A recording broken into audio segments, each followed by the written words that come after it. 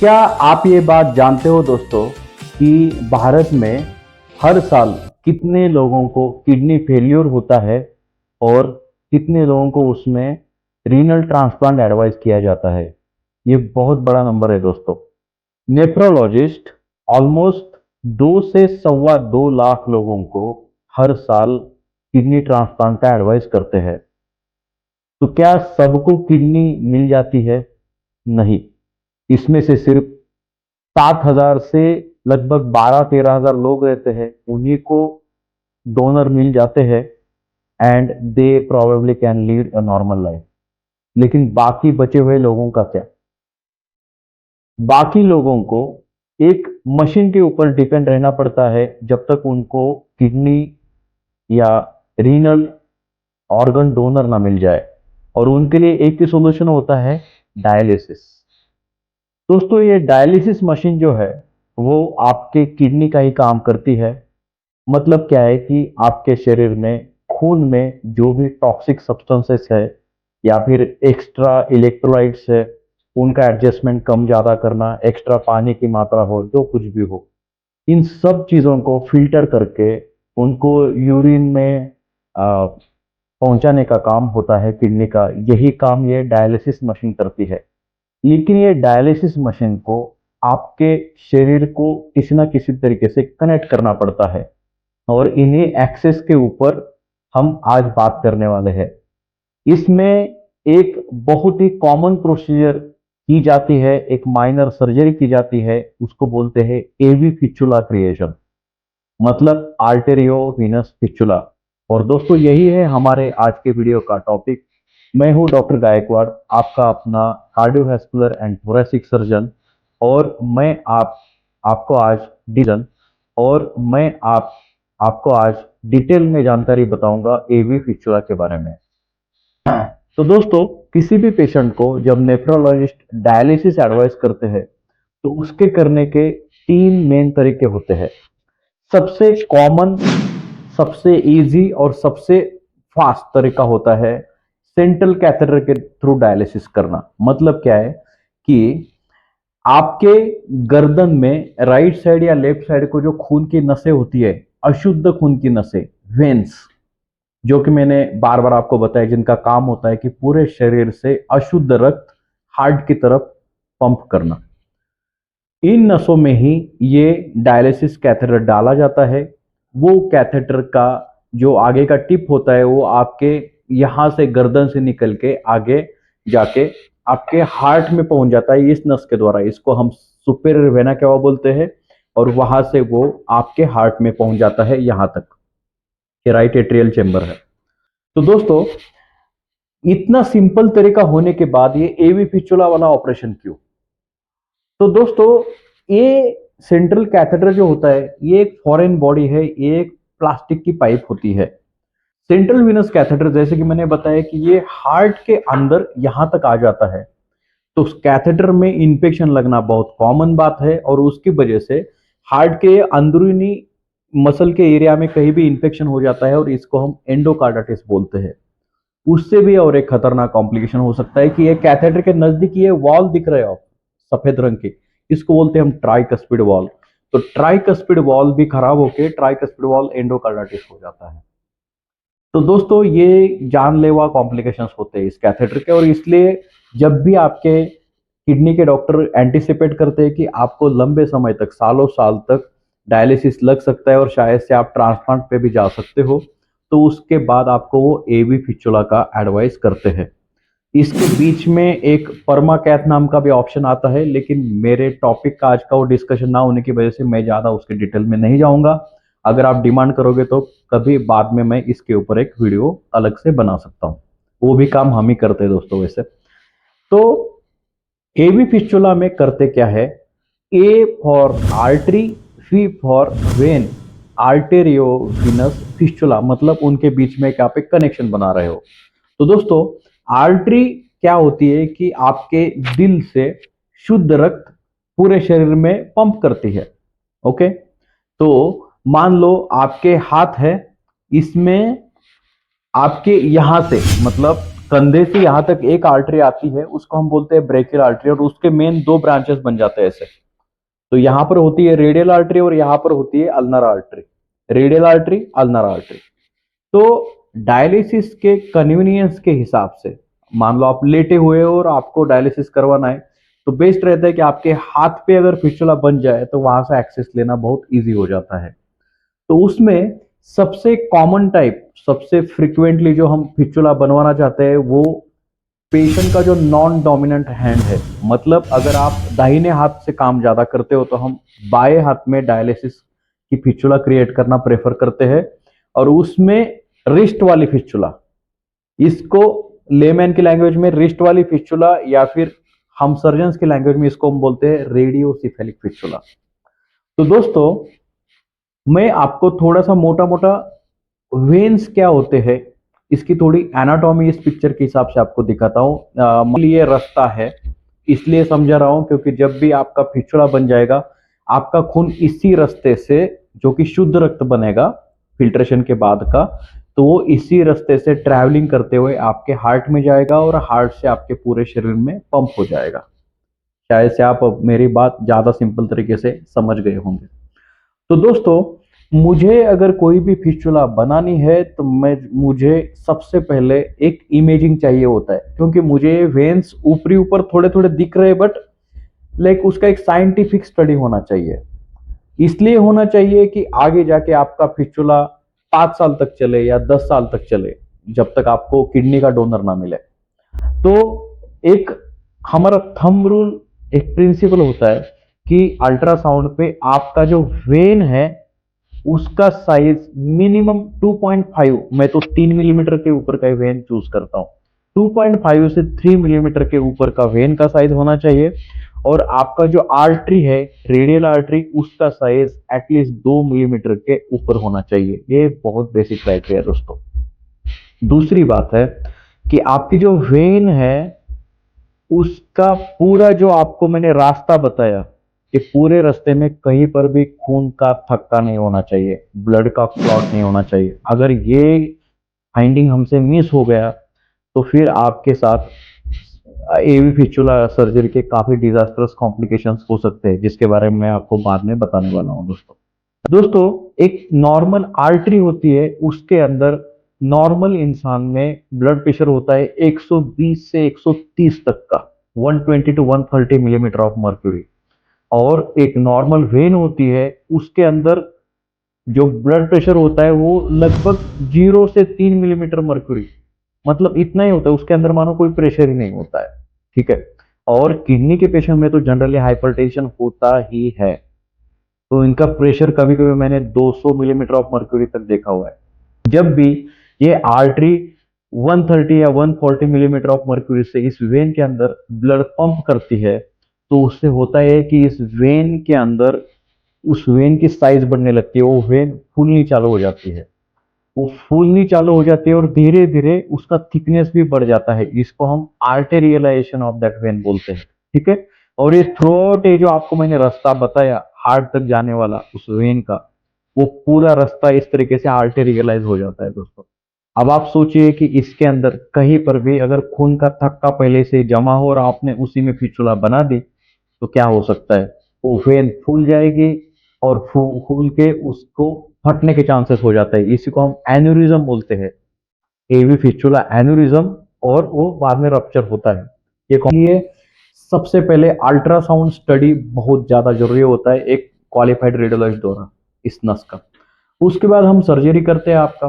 Surgery में तो क्या है दोस्तों कि हम लोकल एनेस्थेसिया देते हैं, आपको उसमें कुछ बेहोश करने की जरूरत नहीं पड़ती है। सिर्फ ये होना चाहिए कि आपको 1 से 1.5 घंटा लेटना पड़ता है। बहुत बार फास्ट सर्जन होगा तो आधा घंटे में भी खत्म हो जाता है, मैं आधा घंटे में खत्म कर देता हूँ सर्जरी। बात यह है दोस्तों कि इस सर्जरी में जो टाके लगाने होते हैं, वो टाके आपको खुली आंखों से सही तरीके से दिखते नहीं है, और इसके लिए आपको इस टाइप के मैग्नीफाइंग लूप्स लगाने पड़ते हैं, जो कि सिर्फ cardiovascular and thoracic surgeon use करते हैं।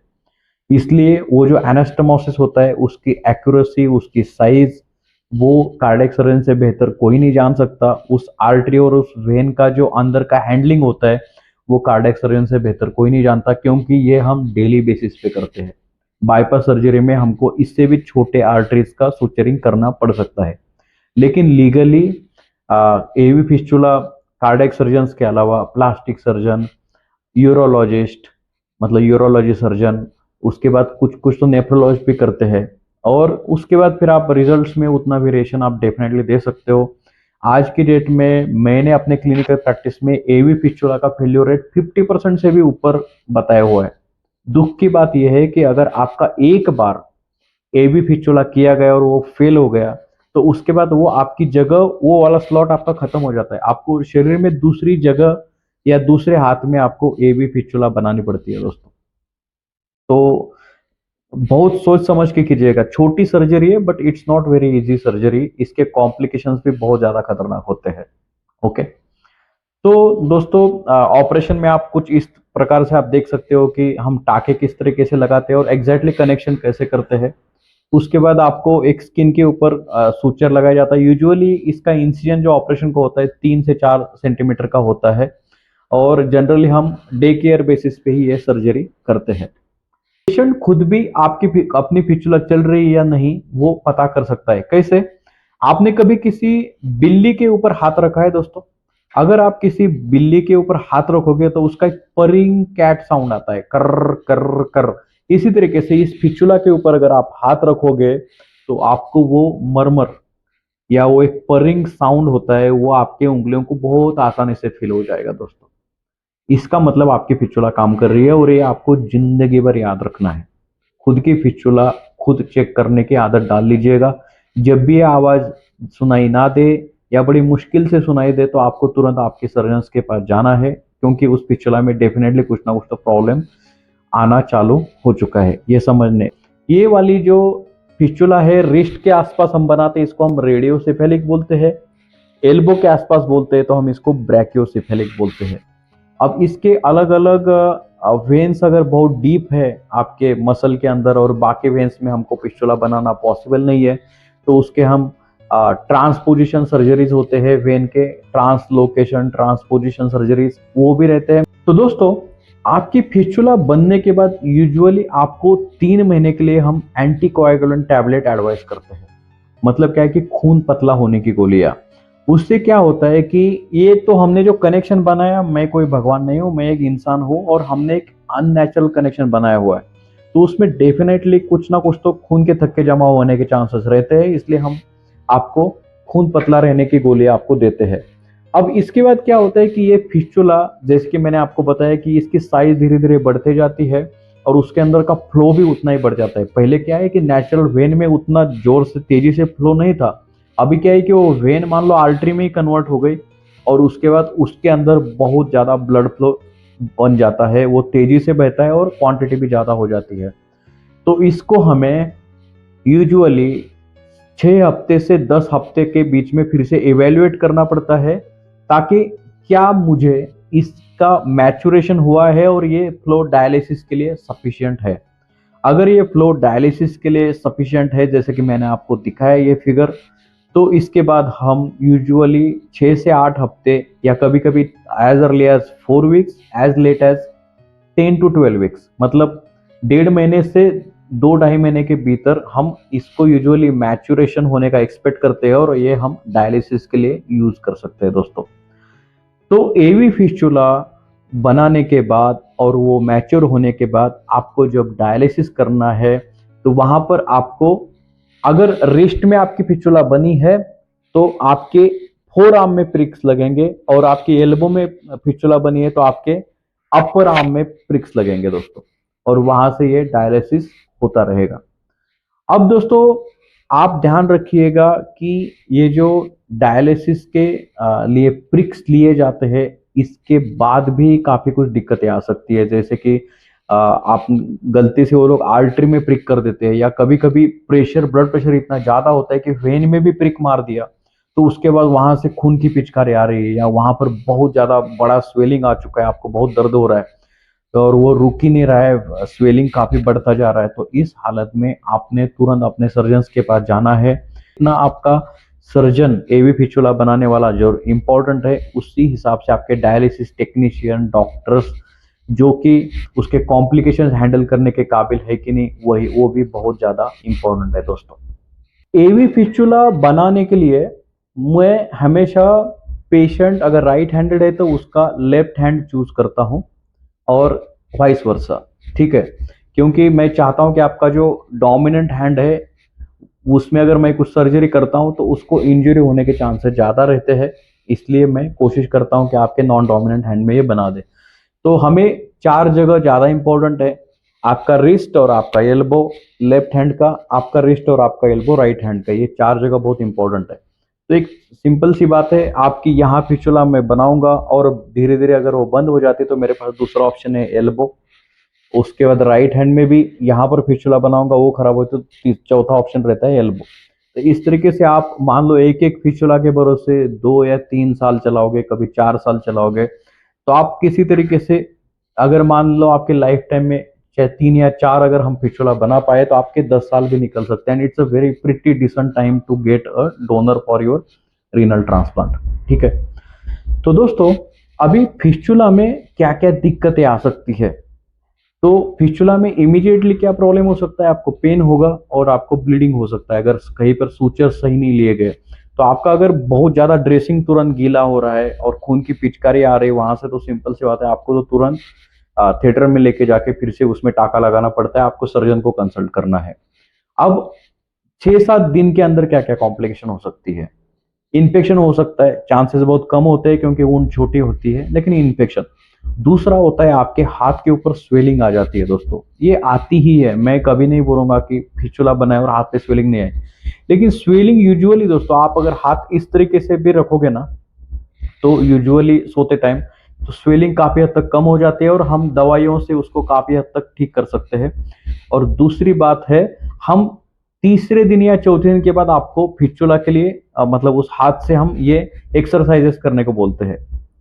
एक बॉल होता है सॉफ्ट बॉल, उससे एक्सरसाइज करोगे तो यूजुअली क्या होता है कि वेन्स के अंदर का पंपिंग, सिर्फ आपकी एवी फिस्टुला वाली वेन नहीं बल्कि बाकी वो सारे काम करने लगते हैं, तो आपका वीनस ड्रेनेज अगर हाथ का सही से अगर हो जाए तो स्वेलिंग काफी हद तक कम हो सकता है। तीसरी बात है कि आपकी जो फिस्टुला की मरमर जो आपको सुनाई दे रही है वो शायद से आपको सुनाई ना दे या उसकी इंटेंसिटी कम हो जाए।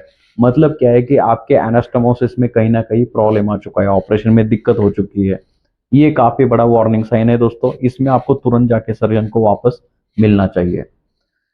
चौथा बात होता है कि आपके हाथ में दर्द होना चालू होना, मान लो अगर यहाँ की हमने फिस्टुला बनाई तो आपकी उंगलियों में दर्द होना, या फिर इधर की सर्जरी की है तो पूरे हाथ में दर्द होना, इसको हम स्टील फिनोमेनन बोलते हैं। स्टील फिनोमेनन मतलब क्या है कि जो शुद्ध रक्त की नस है, रेडियल आर्टरी हो ब्रेकियल आर्टरी, उसके अंदर मैंने वेन जोड़ी थी, तो होगा क्या कि ब्रेकियल आर्टरी से या रेडियल आर्टरी से जब इस वेन में बहुत ज्यादा मात्रा में अगर खून का बहाव जाए और आगे उंगलियों को या फोर आर्म को अगर ब्लड सप्लाई नहीं मिलेगा तो उससे इस्चेमिक पेन होता है, इसको हम स्टील फिनोमेना बोलते हैं। इस हालत में भी आपको अपने सर्जन को मिलना चाहिए। ये होते हैं आपके यूजुअली सेकंड थर्ड या फोर्थ वीक में होने वाले कॉम्प्लिकेशंस।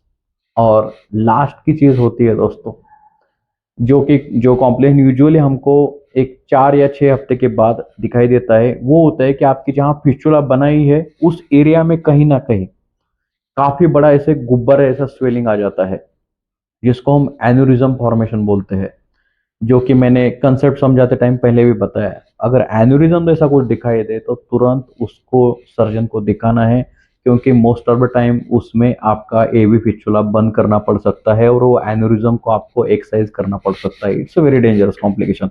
एन्यूरिज्म अगर फट जाए तो आपको इतना ब्लड लॉस हो जा सकता है कि आपकी जान भी खतरे में आ सकती है दोस्तों। तो अब क्या होता है दोस्तों कि कुछ कुछ लोग हैं एवी फिस्टुला का सही से ख्याल नहीं रखते। जैसे कुछ लोग होते हैं वो एवी फिस्टुला के हाइजीन के बारे में बिल्कुल ये नहीं लेते, तो ध्यान रखिएगा दोस्तों कि ये अगर स्किन पे कहीं भी इंफेक्शन हो जाए वहां से नीचे सीधा आपके खून की नसों में इंफेक्शन चला जाता है। खून की नसों का इंफेक्शन आपको सीधा सेप्सिस में भी लेके जा सकता है, सो बी वेरी केयरफुल, इंफेक्शन नहीं होना चाहिए। फीवर वगैरह कुछ आता है, जरा सा भी पस दिखाई देता है, तुरंत इन्फॉर्म करना है। किडनी के पेशेंट में ये होने के चांसेस थोड़े ज्यादा होते हैं क्योंकि उनकी इम्यूनिटी कम होती है। दूसरी बात होती है दोस्तों कि बहुत लोग जो एवी फिस्टुला बना हुआ है हाथ है उसको ऐसे सर के नीचे सोने की उनको आदत होती है नींद में, या फिर ऐसे तकिया की तरह उस हाथ को ऐसे बेंड किया और वैसे यूज किया। इससे क्या होता है कि आपके वेन के अंदर का प्रेशर बढ़ जाता है, और ऑलरेडी वेन के अंदर आर्टरी के पंपिंग की वजह से प्रेशर बढ़ा हुआ है, तो उससे क्या होगा, एवी फिस्टुला या तो बंद पड़ सकती है या फिर वो वेन रप्चर भी हो सकती है। इट्स वेरी डेंजरस, तो इसका भी ख्याल रखना है। और तीसरी बात है, बहुत ज्यादा टाइट कपड़े, स्पेशली फीमेल्स में ब्लाउज वगैरह टाइट ब्लाउज नहीं पहनने हैं।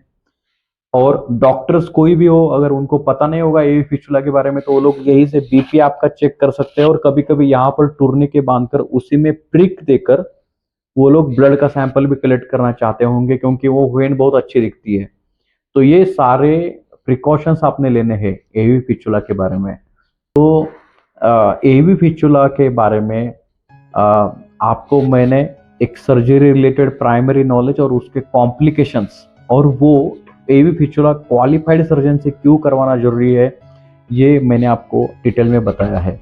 अगर आपको मेरे वीडियोस यूजफुल लग रहे हैं तो प्लीज़ मेरे चैनल को लाइक और सब्सक्राइब कीजिएगा, और आपके जो भी डाउट्स है एज यूजुअल मेरे नीचे दिए गए व्हाट्सएप नंबर पर मैसेज कीजिएगा या कॉल कीजिएगा। I will try to respond you as soon as possible.